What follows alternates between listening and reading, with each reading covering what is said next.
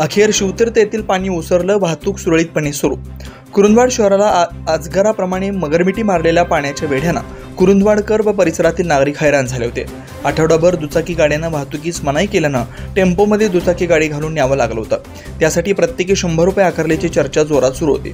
काही लोकांना रुई, इंगळी, पट्टण, कोडली, हुपरी, बोरगाव, 5वा मैल, हेरवाड, कुरुंदवाड या मार्गांचा अवलंब करावा लागला, तर काही गणेशवाडी, कागवाड, शिरगुप्पी, मांजरी, अंकली, नंदी मार्गे सदलगा, दत्तवाड, टाकळीवाडी, मजरेवाडी, कुरुंदवाड या मार्गाचाही नाईलाजास्तव वापर करावा लागला।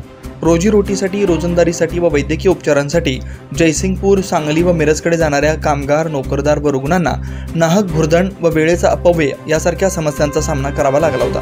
महापुरामुळे आधीच कंबरड मोडला असताना अधिकचा प्रवासाचा भुर्दंड सहन करावा लागला।